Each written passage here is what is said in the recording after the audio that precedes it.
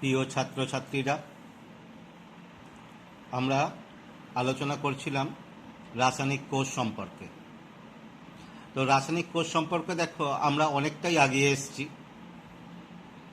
এখন আমরা দেখব এই রাসায়নিক কোষে তড়িৎ প্রবাহের ফলে কীরূপ কার্য সৃষ্টি হয় এবং কোষে যে বিক্রিয়া ঘটে সেই বিক্রিয়ার ক্ষেত্রে মুক্ত শক্তির পরিবর্তন কীরূপ বা তার সমীকরণ কীরূপ। তোমরা এখানে দেখতে পাচ্ছ যে এখানে আমরা করতে চাইছি তড়িৎচালক বল, অর্থাৎ কোষের তড়িৎচালক বল ও কোষ বিক্রিয়ার মুক্ত শক্তির মধ্যে সম্পর্ক। তো দেখো, তোমরা জানো যে কোষে রাসায়নিক বিক্রিয়ার ফলে তড়িৎ শক্তি উৎপন্ন হচ্ছে বা তড়িৎ প্রবাহ হচ্ছে, এবং এই তড়িৎ প্রবাহকে আমরা বিভিন্ন কাজে ব্যবহার করতে পারি। এই তড়িৎ প্রবাহ থেকে যে কার্য পাবো সেটাই হচ্ছে কি তড়িৎ প্রবাহজনিত কৃতকার্য। প্রথমে আমরা দেখব এই তড়িৎ প্রবাহজনিত কৃতকার্য কি এবং সেটা কতটা পাচ্ছি। তাহলে বললাম যে কোষে যে তড়িৎ প্রবাহ ঘটে সেটাকে আমরা কাজে রূপান্তরিত করতে পারি, সেটাই হচ্ছে তড়িৎ প্রবাহজনিত কৃতকার্য। অর্থাৎ কোষের তড়িৎ প্রবাহের ফলে যে বৈদ্যুতিক কার্য সম্পন্ন হয় তা হলো কোষ থেকে প্রাপ্ত নিট কার্য বা কোষের কৃতকার্য। এই কৃতকার্যটা কি, কতটা বলছে কৃতকার্যটা কি বা তার পরিমাপ কেমন। কোষের কৃতকার্য ডাব্লু, এখানে আমি ডাব্লু ম্যাক্স দিতে পারতাম, মানে সর্বাধিক কার্য। সেটা কি হয়, প্রবাহিত তড়িৎ এবং বিভব প্রভেদের মাল্টিপ্লিকেশন। প্রবাহিত তড়িৎটা আমরা বের করব, বিভব প্রভেদ। এই বিভব প্রভেদটা দেখো আলাদা করে তোমরা আলাদা শোনোনি। এই বিভব প্রভেদটা কি, যেটা তড়িৎ প্রবাহ চালাতে সাহায্য করে। কোষের তড়িৎ প্রবাহ চালাতে কোনটা সাহায্য করে, কোষের তড়িৎচালক বল। তাহলে এটা কি আমরা বলতে পারি কি হচ্ছে, যে এটা হচ্ছে কোষের তড়িৎচালক বল, কোষের তড়িৎচালক বল।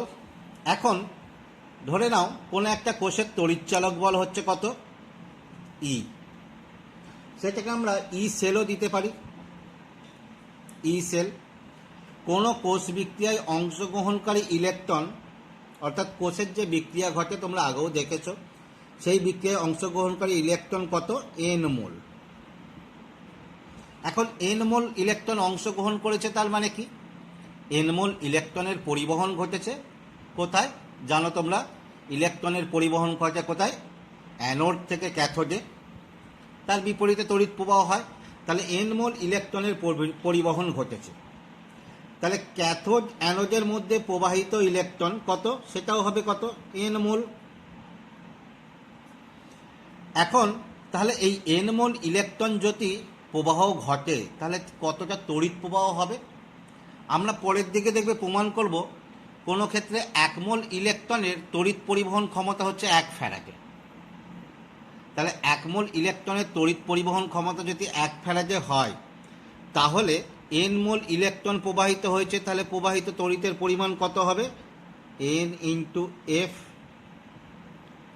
বা আমরা বলতে পারি এন ফ্যারাডে। তাহলে কৃতকার্যটা কত হচ্ছে, কৃতকার্য কত হচ্ছে, এখানে দেখো প্রবাহিত তড়িৎ ইন্টু বিভব প্রভেদ, অর্থাৎ কোষের তড়িৎচালক বল। তাহলে কৃতকার্য প্রবাহিত তড়িৎ এন এফ ইন্টু তড়িৎচালক বল ই সেল। ঠিক আছে, তাহলে এখান থেকে আমরা কি বলতে পারি, দ্যাট ইজ ডাব্লু সমান এন এফ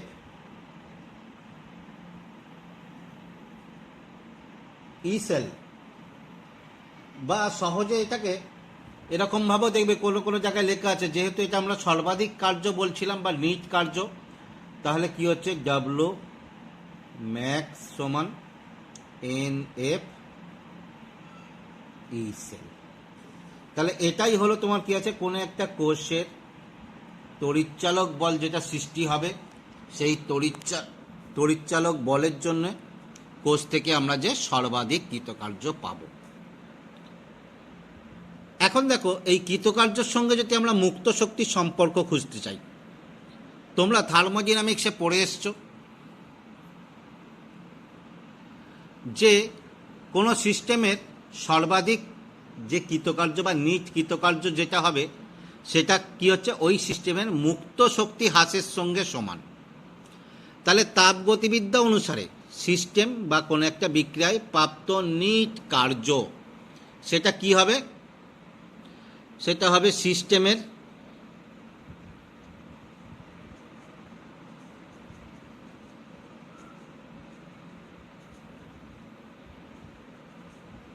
মুক্ত শক্তির হ্রাস। তাহলে এখান থেকে আমরা বলতে পারি ডাব্লু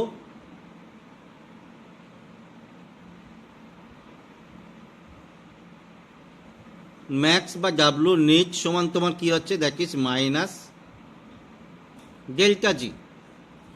তাহলে এই সমীকরণ অর্থাৎ এই আগের যে সমীকরণ এটাকে যদি আমরা 1 নম্বর দিই, এই যে সমীকরণ এটাকে যদি আমরা 2 নম্বর দিই, এই 1 ও 2 সমীকরণ থেকে 1 ও 2 সমীকরণ থেকে তাহলে ডাব্লু ম্যাক্স সমান মাইনাস ডেল্টা জি সমান কত, এন এফ ই সেল। বা এইটাকে আমরা দেখো সহজে এইভাবেও লিখতে পারি, সর্বদা ই সেল বহন না করে, যে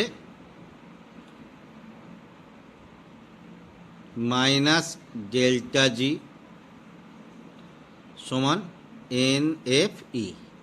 ই হচ্ছে এখানে কোষের তড়িৎচালক বল। এখন কোষের তড়িৎদ্বারে বা কোষের তড়িৎদ্বার দুটি যদি প্রমাণ অবস্থায় থাকে, প্রমাণ তড়িৎদ্বার তোমরা আগেই জেনেছো, প্রমাণ তড়িৎদ্বার প্রমাণ অবস্থায় থাকলে বা প্রমাণ কোষের ক্ষেত্রে সহজে বলতে পারি, তাহলে প্রমাণ কোষের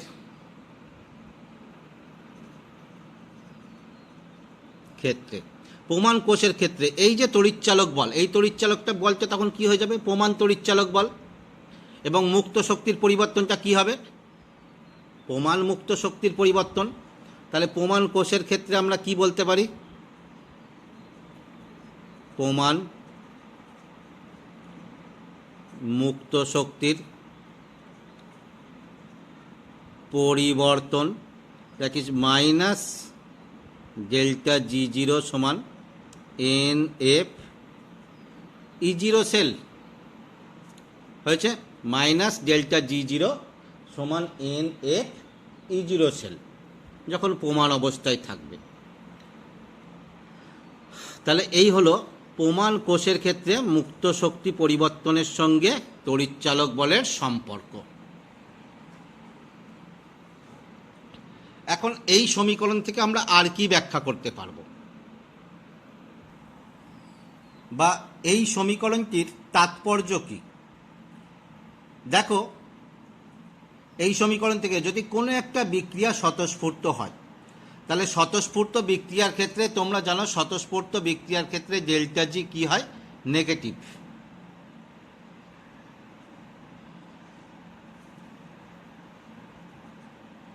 ডেল্টা জি নেগেটিভ। তাহলে এই সমীকরণ থেকে, অর্থাৎ কোন সমীকরণ, মাইনাস ডেল্টা জি সমান এন এফ ই বা ই সেল, এই সমীকরণে এই ডেল্টা জিটা নেগেটিভ থাকবে কখন, যদি তোমার কি হয়, that is E cell positive হয়। অর্থাৎ ই সেল যদি পজিটিভ হয় তবেই ডেল্টা জিটা নেগেটিভ থাকবে। অর্থাৎ তখনই তোমার কি হবে, ডেল্টা জি নেগেটিভ, ওই বিক্রিয়ার ক্ষেত্রে ডেল্টা জি নেগেটিভ হলে কোষ বিক্রিয়াটি স্বতঃস্ফূর্তভাবে ঘটবে এবং সেখানে কোষ থেকে আমরা তড়িৎ প্রবাহ পাবো। তাহলে মূল কি পেলাম, যে ওই কোষ বিক্রিয়াটার ক্ষেত্রে ডেল্টা জি যদি নেগেটিভ হয় তাহলে ই সেল আমাদের পজিটিভ হতে হবে, তাহলেই আমরা তোমার কোষ বিক্রিয়াটি ঘটবে। কোষ বিক্রিয়াটি ঘটলে ওই কোষ থেকে আমরা তড়িৎ শক্তি পাবো। এই ঘটনাটা দেখো, এই ঘটনাটা অর্থাৎ ই সেল ধনাত্মক হতে হবে, এটা এর আগে অনেকবার আলোচনা করা হয়েছে যে ই সেল ধনাত্মক হলেই তবে কোষ বিক্রিয়া বা কোষের গঠনটি সঠিক হয়েছে। তাহলে সেটা আমরা মুক্ত শক্তির পরিবর্তন দিয়েও ব্যাখ্যা করতে পারলাম। দেখো তাহলে যদি কোনো ক্ষেত্রে কোষের ক্ষেত্রে ই সেল নেগেটিভ হয়, তাহলে ই সেল নেগেটিভ হলে মাইনাস ডেল্টা জি সমান N F minus E sell. তাহলে এইখানে মাইনাস ই সেল হলে দেখো কি এসে যাচ্ছে, that is delta G, delta G positive আসছে। তাহলে ডেল্টা জি যদি পজিটিভ হয় তাহলে তোমার কি হবে, বিক্রিয়াটি বা তোমার কি আছে, কোষ বিক্রিয়াটি স্বতঃস্ফূর্ত হবে না, অস্বতঃস্ফূর্ত।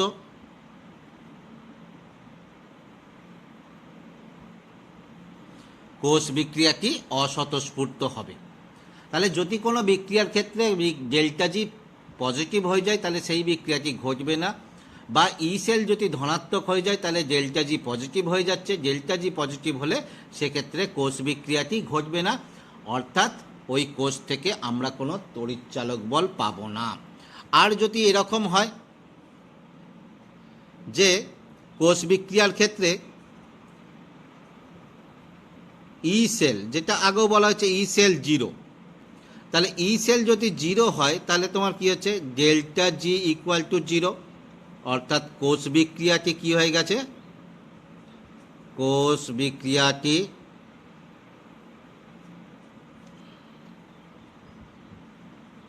সাম্যাবস্থায়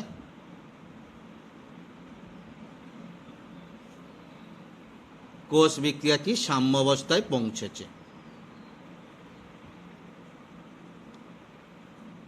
কোষ বিক্রিয়াটি সাম্য অবস্থায় পৌঁছেছে। তাহলে কোষ বিক্রিয়াটি সাম্য অবস্থায় পৌঁছালে তোমরা জানো কোষ বিক্রিয়া সাম্য অবস্থায় পৌঁছে গেলে সেখানে আর কোনো ইলেকট্রন প্রবাহ ঘটছে না, বা ইলেকট্রন প্রবাহ ঘটলেও বিপরীত দিক থেকে সমপরিমাণ ইলেকট্রন প্রবাহ ঘটবে, ফলে সেই কোষ থেকে আমরা কোনো আর সাম্যাবস্থায় পৌঁছে যাওয়ার পরে আর আমরা কোনো তড়িৎ প্রবাহ পাবো না। তাহলে এই হলো আমাদের তড়িৎ কোষ সম্পর্কিত বিভিন্ন আলোচনা।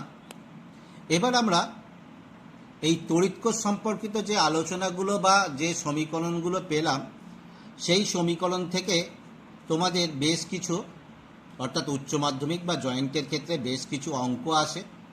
তাহলে আমরা অঙ্কগুলো একটু দেখব কীরকম অঙ্ক আসে, অল্প কয়েকটি উদাহরণ আমরা দেখব। দেখো এখানে একটা অঙ্ক দেওয়া আছে, 25 ডিগ্রি উষ্ণতায় প্রদত্ত অর্ধকোষ দুটির বিজারণ বিভব গণনা ও অর্ধকোষটির বিজারণ বিভব গণনা করো। অর্ধকোষটি কি দেওয়া আছে, পিটি হাইড্রোজেন কত 1.5 অ্যাটমসফিয়ারে, সেটা HCl এর দ্রবণে ডোবানো আছে, তার গাঢ়ত্ব কত 0.01 মোলার।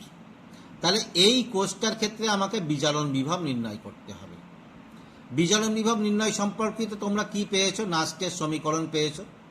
তাহলে আমরা আগে যেহেতু বিজারণ বিভব নির্ণয় করতে হবে তাহলে অর্ধকোষ বিক্রিয়া লিখে ফেলি এবং সেটা হবে বিজারণ বিক্রিয়া। তাহলে দেখো অর্ধকোষের বিজারণ বিক্রিয়া কি ঘটছে, 2H+ দুটো ইলেকট্রন গ্রহণ করে নিয়ে হাইড্রোজেন। তাহলে এখান থেকে আমরা দেখো কি বলতে পারি যে ই রেড সমান, যেটা নাস্টের সমীকরণ থেকে তোমরা পেয়েছো, E0 রেড মাইনাস 0.059 বাই কত এন ছিল, এনটা আচ্ছা ঠিক আছে, by n into log product, তাহলে হাইড্রোজেনের অংশ চাপ বাই রিয়াক্ট্যান্ট, তাহলে H+ এর কনসেন্ট্রেশন তার স্কোয়ার। তাহলে এখান থেকে দেখো বা ই রেড সমান, আচ্ছা E0 রেড, এখানে দেখো তড়িৎদ্বারটা কি হাইড্রোজেন তড়িৎদ্বার, হাইড্রোজেন তড়িৎদ্বারের প্রমাণ তড়িৎদ্বার বিভব কত 0, তাহলে সেটা 0 বসিয়ে দিলাম, -0.059 এন কত মোল ইলেকট্রন বিক্রিয়ায় তোমরা দেখতে পাচ্ছ 2 মোল ইলেকট্রন, তাহলে 0.059/2 ইন্টু লগ হাইড্রোজেনের অংশচাপ কত, তড়িৎদ্বারের অংশচাপ তোমরা পেয়েছো কত, 1.5, তাহলে 1.5 বাই এইচ প্লাসের কনসেন্ট্রেশন কত পেয়েছো, 0.01 মোলার, তাহলে 0.01 তার স্কোয়ার। তাহলে এবার দেখো এইটা গণনা করলেই তোমার কি হবে, যে মানটা পাবে সেটাই হবে তোমার কি আছে, ই রেড বা এর তড়িৎদ্বারের বিজারণ বিভব মানটা তোমরা গণনা করবে।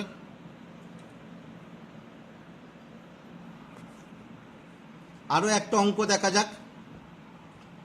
বলছে দেখো একটি ভোল্টীয় কোষে প্রদত্ত দুটি অর্ধকোষের সমন্বয়ে গঠিত কি অর্ধকোষ, অ্যালুমিনিয়াম 3+, যেটা এখানের মোলার গাঢ়ত্ব দেওয়া আছে, এবং নিকেল 2+, মোলার গাঢ়ত্ব দেওয়া আছে। তড়িৎ প্রবাহের সময় কোষে সংগঠিত বিক্রিয়া, অর্থাৎ কোষে যে বিক্রিয়া ঘটবে সংগঠিত বিক্রিয়া সেটা লেখো, এবং কোষ বিভবের মান নির্ণয় করো। অর্থাৎ কোষ বিভব মানে কোষের তড়িৎচালক বলের মান নির্ণয় করো। কি দেওয়া আছে, প্রদত্ত, অর্থাৎ ওই যে দুটো তড়িৎদ্বার, সেই তড়িৎদ্বার দুটোর প্রমাণ তড়িৎদ্বার বিভব নিকেলের ক্ষেত্রে কত, -0.25 ভোল্ট, অ্যালুমিনিয়ামের ক্ষেত্রে কত, -1.66 ভোল্ট। তাহলে সেখান থেকে দেখো আমাকে শুধু দুটো তড়িৎদ্বার দিয়ে দিয়েছে, এই তড়িৎদ্বারের প্রমাণ তড়িৎদ্বার বিভবের মান দিয়ে দিয়েছে, সেই মান থেকে আমাকে কোষ বিক্রিয়া করতে হবে আর তড়িৎচালক বল নির্ণয় করতে হবে। তাহলে কোষ বিক্রিয়া করতে গেলে আমাকে আগে ক্যাথোড অ্যানোড শনাক্ত করতে হবে। খেয়াল করো তো দুটো যে তড়িৎদ্বারের মান দেওয়া হয়েছে, এইটা কত, -0.25 নিকেলের, অ্যালুমিনিয়ামের কত, -1.66। তাহলে কোনটা কম, এই মানটা কম, তো আর এটা তোমার কি হচ্ছে বেশি।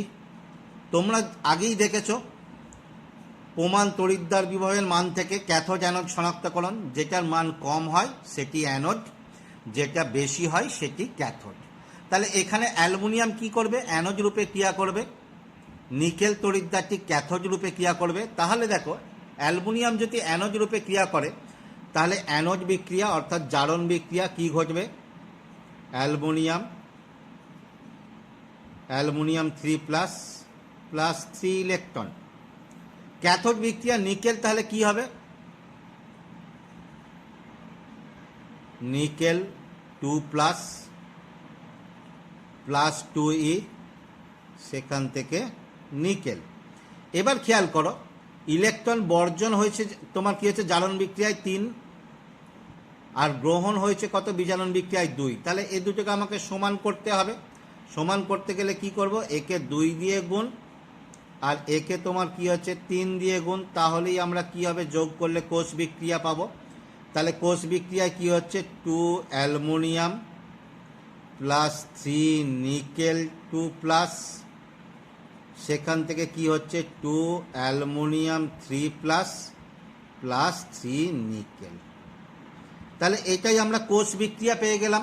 আমাদের প্রথম যে কোশ্চেনটা চেয়েছে কোষ বিক্রিয়া, তাহলে এখান থেকে আমরা কোষ বিক্রিয়াটা পেলাম। এবার কোষের তড়িৎচালক বল ই সেল, তাহলে ই সেল সমান কি হবে, আমার E0 sell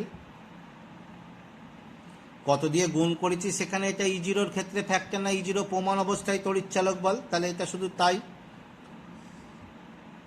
-0.059/n two log product. এখানে দেখো নিকেল অ্যালুমিনিয়াম, নিকেলটা প্রমাণ অবস্থায় একক, তাই এটাকে লিখছি না।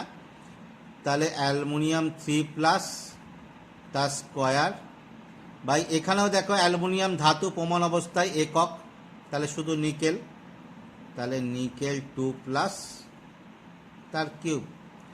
তাহলে E0 সেল।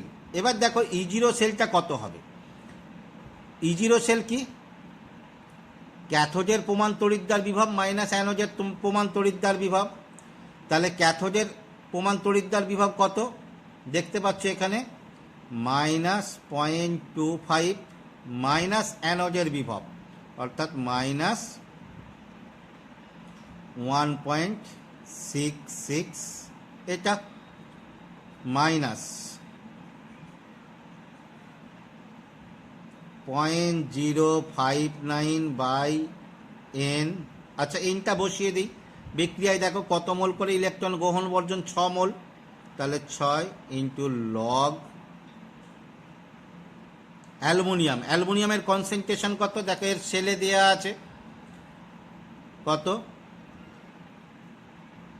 001 তার স্কোয়ার বাই, নিকেলের ক্ষেত্রে দেখো 0.50 তার কিউব। তাহলে সব মানগুলো পেয়ে গেলে, তাহলে এই মানগুলোকে ক্যালকুলেশন করলেই তোমরা এখান থেকে কোষের তড়িৎচালক বল পেয়ে যাবে। ঠিক আছে, আরও দুটি অন্য প্রকারের অঙ্কের উদাহরণ দেখা যাক। এইটা দেখো, 298 কেলভিন উষ্ণতায় প্রদত্ত কোষটির সাম্য ধ্রুবকের মান নির্ণয় করো। কোষ বিক্রিয়া দেয়া আছে, এই হলো কোষ বিক্রিয়া। কি দিয়ে দিয়েছে, প্রদত্ত কপারের প্রমাণ তড়িৎদ্বার বিভব আর ক্লোরিনের প্রমাণ তড়িৎদ্বার বিভব দুটো দিয়ে দিয়েছে। তাহলে এবার দেখো, তাহলে এখানে আমাকে কি করতে হবে, ওই কোষ বিক্রিয়ার ক্ষেত্রে সাম্য ধ্রুবকের মান নির্ণয় করতে হবে। সাম্য ধ্রুবকের মান নির্ণয়ের আমরা সমীকরণ আগেই করেছি, যে সাম্য ধ্রুবকের মান, এখানে দেখো সাম্য ধ্রুবকের সমীকরণটাও লেখা আছে, যে লগ কে অর্থাৎ বিক্রিয়ার সাম্য ধ্রুবক যদি কে হয়, তাহলে লগ কে সমান কি হচ্ছে, NFE0/2.303 RT। তাহলে এখানে দেখো আমাকে দেখতে হবে যে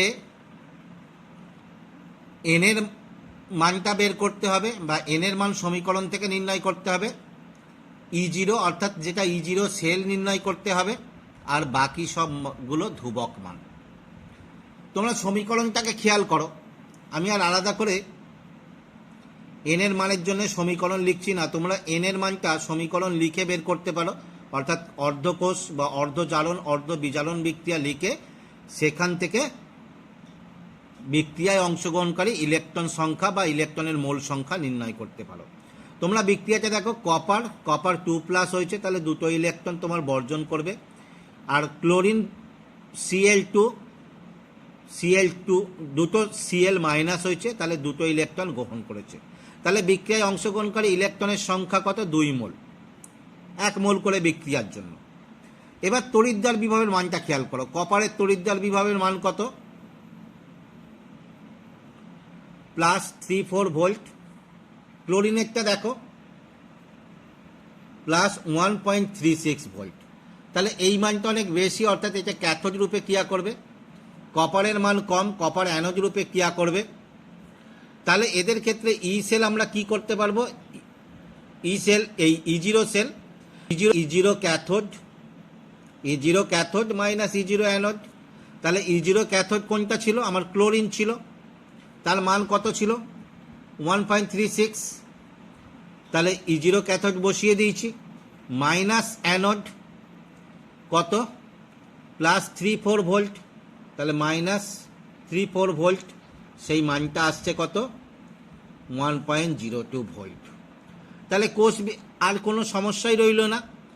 কোষ বিক্রিয়ার সাম্য ধ্রুবক যদি কে হয়, তাহলে এইটা, এখানে এনের মান আমরা আগেই ব্যাখ্যা করেছি।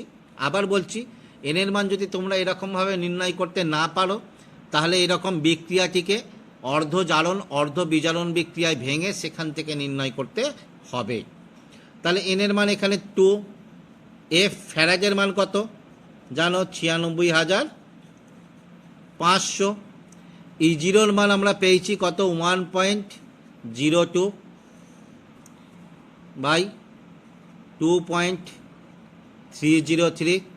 আর এর মান আমরা এগুলো এসআইতে নিচ্ছি, তাহলে আর এর মান কত, 8.314 ইন্টু টি, উষ্ণতা বলেই দিয়েছে কত, 298। ব্যাস, তাহলে এই ক্যালকুলেশন করে আমরা লগ কে এর মান পাবো, সেখান থেকে আমরা কে এর মানটা নির্ণয় করব। ক্যালকুলেশনগুলো তোমরা একটু করবে।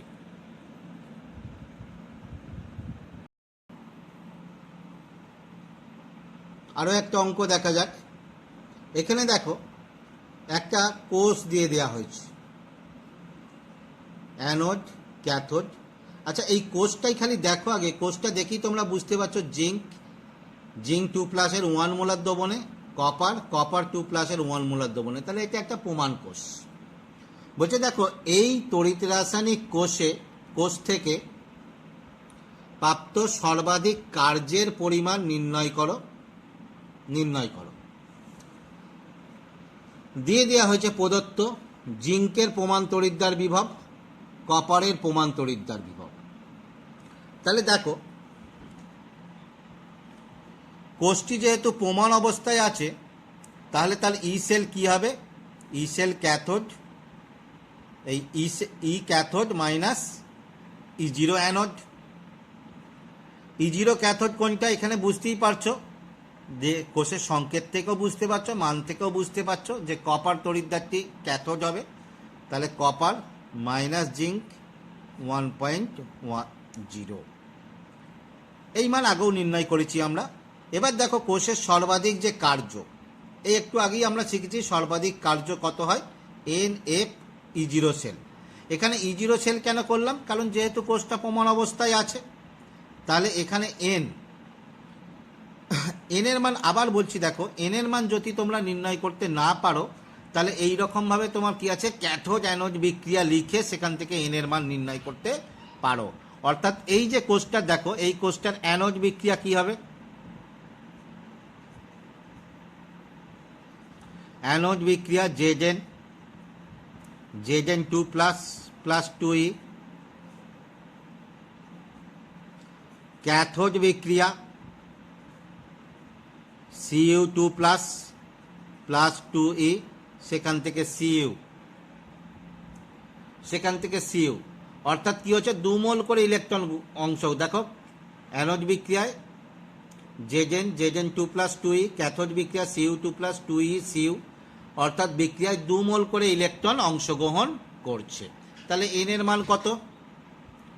এন এর মান 2 ইন্টু ফ্যারাডে, অর্থাৎ 96,500 ইন্টু E0 সেল কত পেয়েছি আমরা? 1.10 হয়েছে। তাহলে এখানেও তোমরা ওই ক্যালকুলেশনটা করবে, করে এখানে জুলে কোষের সর্বাধিক কার্যের পরিমাণটা তোমরা পেয়ে যাবে। তাহলে এইভাবে উদাহরণ থেকে প্রথমে তোমরা অঙ্কগুলোকে দেখবে, তারপরে অনুশীলনীর অঙ্কগুলো আস্তে আস্তে সমাধান করো।